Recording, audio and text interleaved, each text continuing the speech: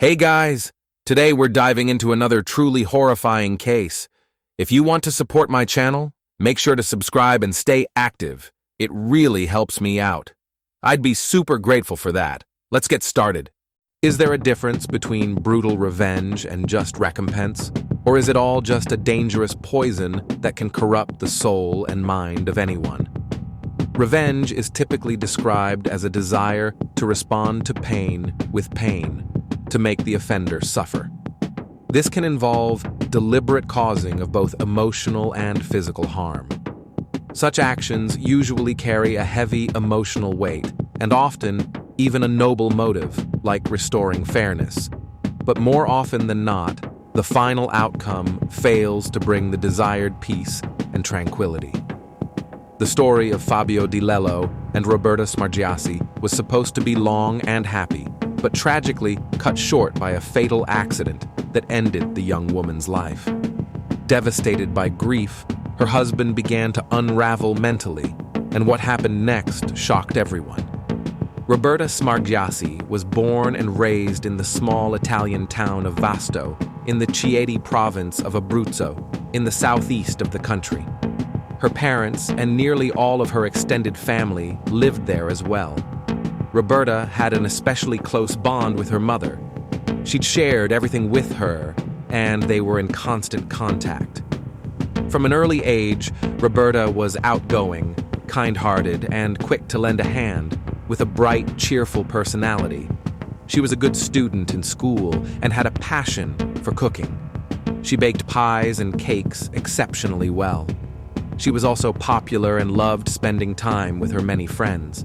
After graduating from public school, Roberta enrolled in the Italian School of Hospitality and Culinary Arts. At age 20, she got a job at the top bakery in her hometown. The bakery was owned by the Di Lello family, and all family members worked there. Roberta quickly became friends with the owner's younger son, Fabio Di Lello, who also worked in his parents' bakery and was about the same age as she was. They spent a lot of time together on the job, so it wasn't long before mutual affection began to grow between them. They started dating, and their relationship steadily deepened. Neither of their families objected. Roberta's parents immediately liked Fabio, and Fabio's mom and dad appreciated Roberta's strong work ethic and sense of responsibility. By age 25, the couple was living together in a rented apartment, saving money for their own home. Notably, Fabio had been seriously involved in soccer since childhood and had achieved notable success. He captained the city team and performed impressively in amateur tournaments. In 2014, he debuted in Serie D, the top level of Italy's amateur soccer league under the National League Federation. The couple realized their dream in 2015. That fall, they held an extravagant wedding, and the newlyweds moved into their own spacious and cozy house. They were incredibly happy and had big plans for the future, plans that sadly were never meant to be. The fatal crash at the intersection. On Friday morning, July 1st, 2016, Roberta, age 34, called her mother as usual. She suggested having dinner together at the family home and gathering everyone to share some exciting news. She didn't reveal what it was yet. She wanted to keep it as a surprise. They agreed that they'd cook together and set the table. Around 2 p.m., Roberta got ready, left her house, hopped on her scooter, and headed to her parents' home to help prepare the celebratory dinner. They lived just a few kilometers away, that's about 2 miles, and she usually made the trip in about 10 minutes. But on that fateful day, she never made it to her destination.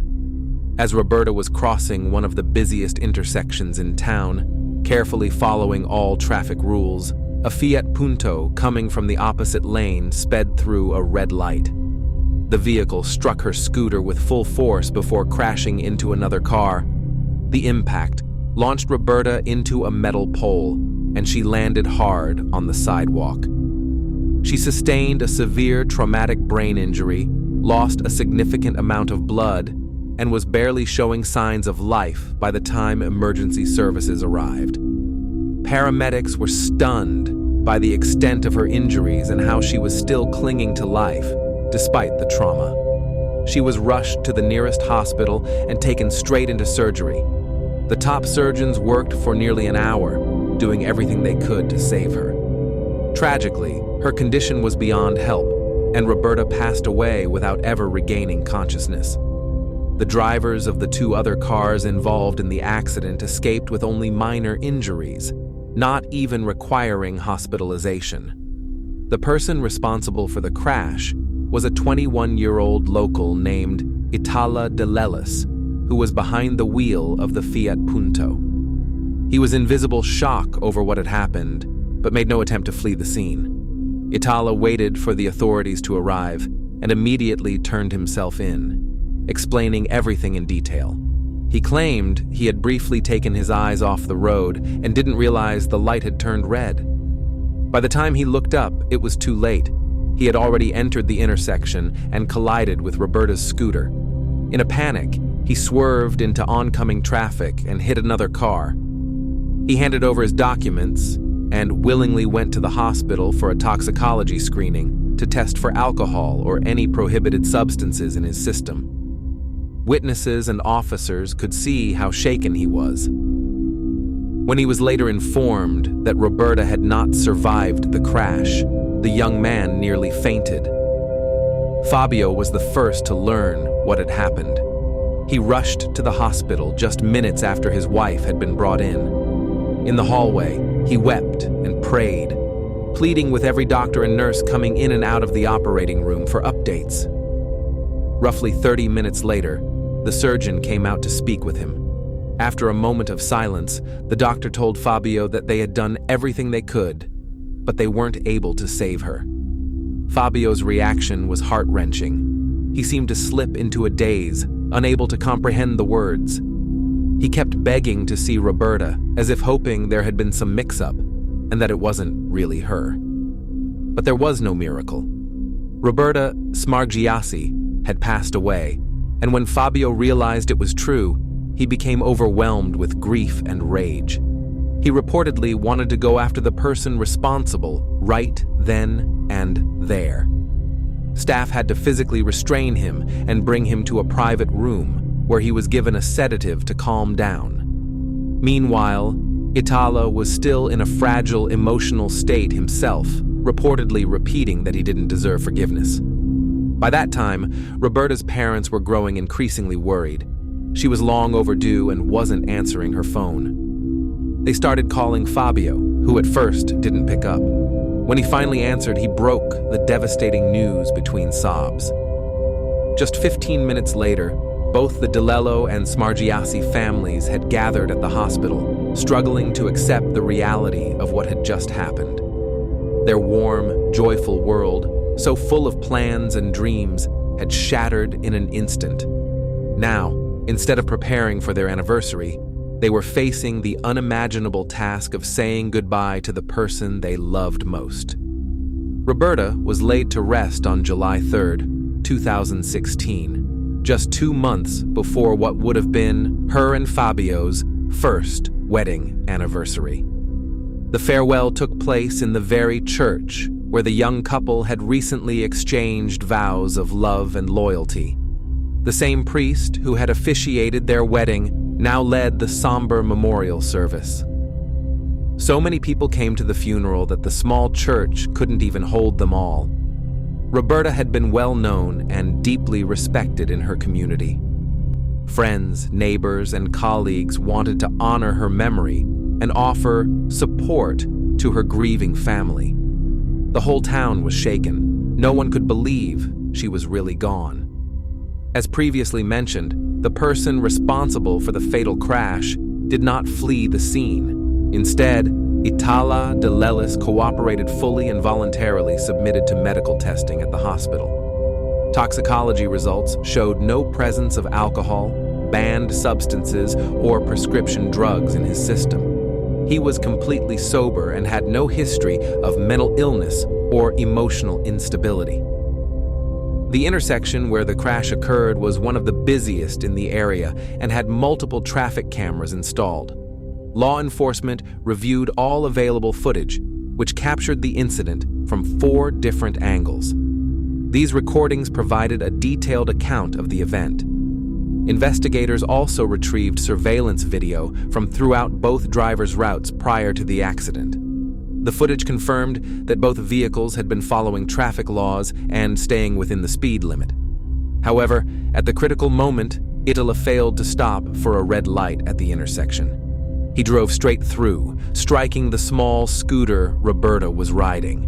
After the impact with Roberta's vehicle, the Fiat Punto driven by Delelis collided with another car coming from the opposite direction. Fortunately, the driver of the second car was not seriously injured, and his vehicle damage was covered by insurance, so he did not pursue any legal claims. But for Roberta, the outcome was tragically different. Her injuries were beyond what medical professionals could treat. The driver, Itala, expressed deep remorse and said he couldn't understand how it happened. He claimed he had only been distracted for a split second. Still, no amount of regret could ease the pain of Roberta's loved ones, especially Fabio, who openly spoke of how hard it was to contain his anger toward the man responsible. The 21-year-old driver was arrested and formally charged with involuntary harm, resulting in fatal injuries. He was placed in pre-trial detention while awaiting the initial court proceedings. Itala Delelis did not contest the charges and stated that he was ready to accept whatever punishment the court would impose. Fabio closely followed every development in the investigation. He scrutinized all available evidence and met with detectives daily to stay updated and search for any new leads. He refused to accept the official findings and believed that Itala, or his family, had somehow influenced authorities to downplay the young man's responsibility. Fabio was convinced that the crash had occurred under the influence of prohibited substances. The grieving husband was relentless in keeping public attention focused on the case. He organized protests and marches demanding that the person responsible for the fatal accident be held fully accountable. Many people, especially those who had known Roberta personally, rallied behind him. Fabio also launched a targeted online campaign against Itala and his family using social media. He accused the young man of intentional wrongdoing, substance use, and even claimed that Delelis' relatives had bribed officials to alter the toxicology report. His posts, filled with accusations and calls for justice, appeared on the internet daily. On July 15, 2016, Fabio organized another major memorial march in Roberta's honor. Hundreds of supporters joined, carrying photos of her and signs urging that those responsible not be allowed to avoid justice. Fabio became increasingly vocal, threatening even more public demonstrations and, in moments of emotional intensity, suggesting he might take matters into his own hands if law enforcement failed to act. His tone grew more confrontational and intense, fueling a wave of public outrage. This escalation caused serious concern among Itala's loved ones, who feared for his and their own safety. It became clear that Fabio harbored a deep resentment toward Delelis. He actively turned public opinion against him and appeared ready to take drastic steps, regardless of legality. In response, Itala's family filed for a court order seeking protection from what they described as ongoing harassment and threats by Fabio. At that point, the case was still under investigation, with evidence and witness statements yet to be fully compiled. But the situation was rapidly spiraling out of control, creating a dangerous climate that demanded swift legal intervention. On July 20th, Fabio was served with a court order prohibiting him from accusing Itala of committing a crime, spreading hatred against him or his family, sharing harmful or defamatory content online, or encouraging public hostility. Fabio complied with all the terms. but his sudden silence felt even more unsettling. Fabio visited his late wife's grave every single day, always bringing fresh flowers. He began spending more and more time there, sometimes just standing silently, head bowed, other times kneeling, crying, and praying. His family chose not to interfere, believing he needed time to grieve and process the loss, hoping he would eventually return to his former self. But things only got worse. He erected a memorial at the site of the accident and turned Roberta's grave into a full tribute, with a photo collage of their happiest moments together. Fabio spent entire days at the cemetery. He quit soccer, which had once been his life's passion, and stopped showing up at work. It seemed as though nothing mattered to him anymore. His whole world had shrunk to that small, flower-covered plot. He hardly ate, lost a significant amount of weight, looked pale and worn down, and, within weeks, he appeared to have aged by a decade. Fabio rarely spoke to anyone, and his behavior became worryingly detached from reality. One morning, the cemetery groundskeeper found him at the grave long before opening hours. Fabio had scaled the fence in the middle of the night, telling the guard he simply needed to be close to Roberta. He confided to relatives that he couldn't bear being in their home, once filled with joy and shared memories. Only at the cemetery, near Roberta's resting place, did he feel anything close to peace. He never referred to her in the past tense. He spoke to her aloud, as if she were still alive. At one point, Fabio's older brother suggested they take a short weekend trip to Rome, just to get away and clear his head. But Fabio became upset, insisting he couldn't leave his wife alone in the cemetery. That might have been the clearest sign yet that he needed serious help. Not just emotional support from family, but professional psychiatric care. Unfortunately, his brother and other relatives dismissed his alarming words and erratic behavior. They assumed time would eventually heal him, but they were tragically mistaken. Meanwhile, the parents of Itala, who was still in custody, hired one of the city's top attorneys to represent their son. From the beginning, the lawyer remained confident about the case. Itala had no prior criminal record, rarely violated traffic laws, and had tested completely sober at the time of the incident. The attorney acknowledged that his client made a mistake by running the red light, but emphasized that there was no basis for more serious charges like premeditated intent. Additionally, Itala had followed the speed limit throughout his drive, and it was never established what exactly distracted him at that moment. As mitigating factors, the defense presented character references from his school and workplace. They also highlighted his involvement in environmental volunteer work and his enrollment in firefighter training courses. Itala had been planning to dedicate himself to public service after passing his certification exams. During the trial, the defense presented surveillance footage showing Roberta riding her scooter without a helmet, violating basic safety regulations. Itala de Lelis's attorney argued that had she been wearing a helmet, the injuries likely wouldn't have been so severe, and she might have survived. Taking into account this footage, Itala's clean record, and Roberta's disregard for safety guidelines, the court decided to alter his pretrial conditions.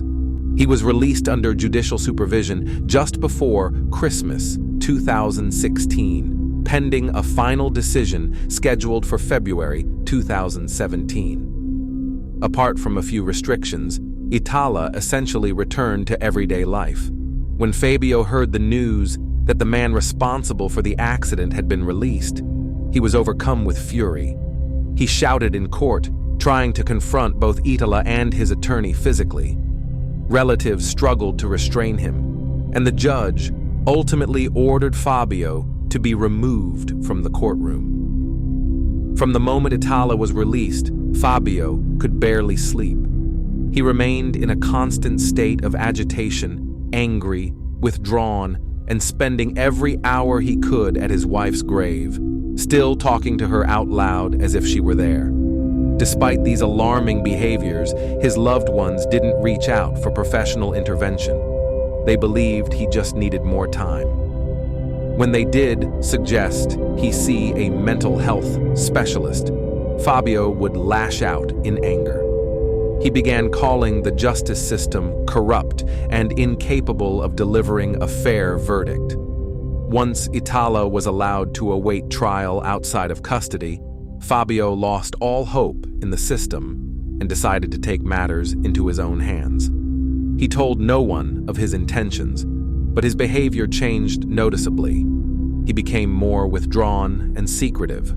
Fabio had been interested in firearms from a young age and frequently visited shooting ranges. Back in 2006, he obtained a license for a firearm and purchased a 9mm pistol, which he kept locked in a safe at home. Now, he began handling that weapon regularly, convinced that using it was the only path to justice.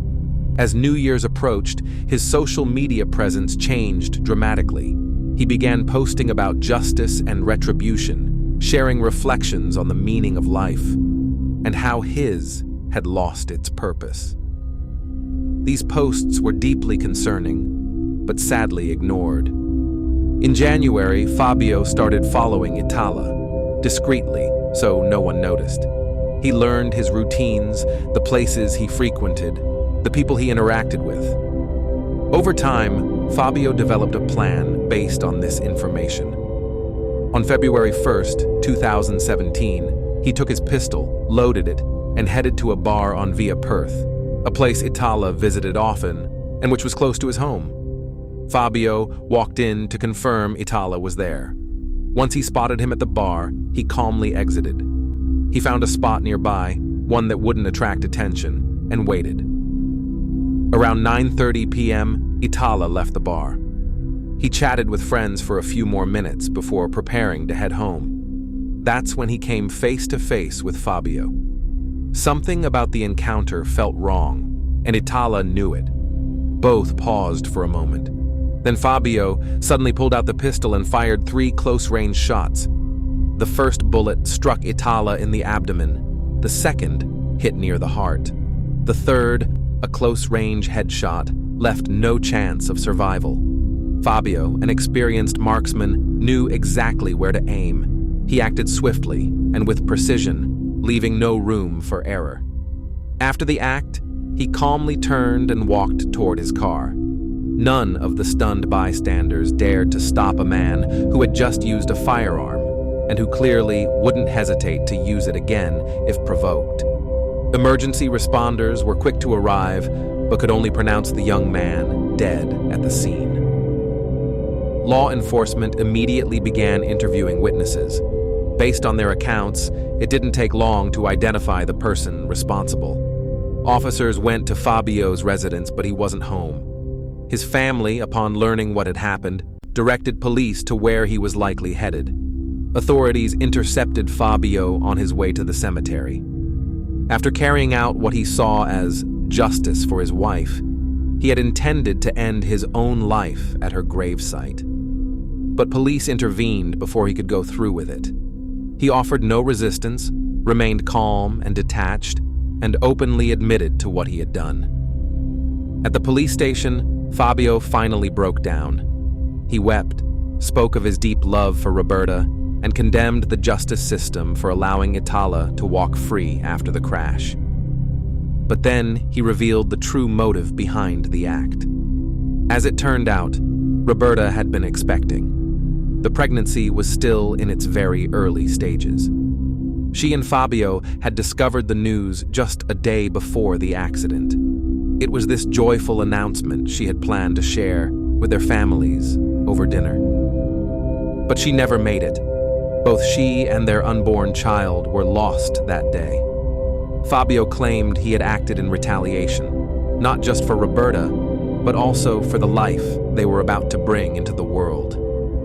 He said he had nothing left to live for and wished only to be reunited with his family. Only after his arrest was he finally sent for psychiatric evaluation. Doctors diagnosed him with an acute psychological disorder brought on by traumatic grief.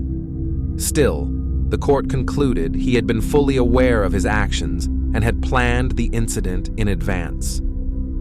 Fabio was charged with first-degree premeditated harm leading to death. While awaiting trial, he made multiple attempts at self-harm and was placed under strict supervision. On March 24, 2017, he was found guilty and sentenced to 30 years in prison. He remained expressionless throughout the reading of the verdict, as though detached from the moment. His family and legal team filed an appeal, and the sentence was later reduced to 20 years. In prison, Fabio reportedly found some comfort in religion, but never fully came to terms with what he had lost. Thanks for watching, everyone. Your support means a lot to me, and you can help my channel grow by hitting that like button, dropping a comment, and sharing this video. Your engagement really makes a difference. See you soon.